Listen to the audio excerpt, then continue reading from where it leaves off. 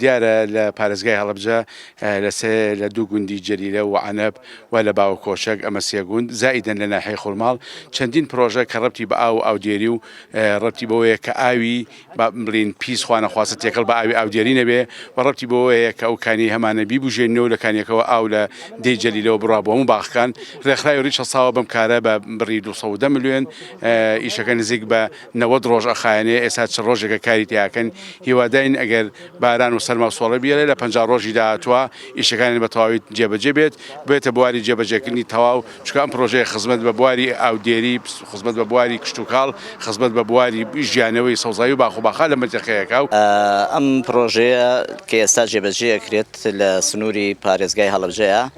لەژێر بەرنامەی قودرەی دووە کە بە هاوکاری ڕێکخراوی HIA ڕێکخراوی ریچ لە جێبەجێکردنیادا پرۆژەکان چەند بابەتێک لەخۆ ئەگرێت کۆمەڵی هاوکاری ئاژەڵی هەبوو بۆ گوندنشینەکان 46 عائلە بەرژەوەندی سوودمەند بوون لە وەرگرتنی ئاژەڵە و هەروەها 25 عائلێش سوودمەند بوون لە کۆمەڵی پێداویستی کشتتوکاڵیە سەرەڕای ئەوە خولێکی ڕاهێنان کرایەوە بۆ کۆمەڵێک کەسی شارەزا لە بواری ئیشکردنا و پرۆژە دروستکردنە ئەوانیش 29 کەس بەشداریان کردووە لە هەمان کاتە 19 کەسیان شمولیان کردو پرۆژەیان بۆ جێبەجێ کراوە ئێستا خاوەنی پرۆژەی خۆیانن.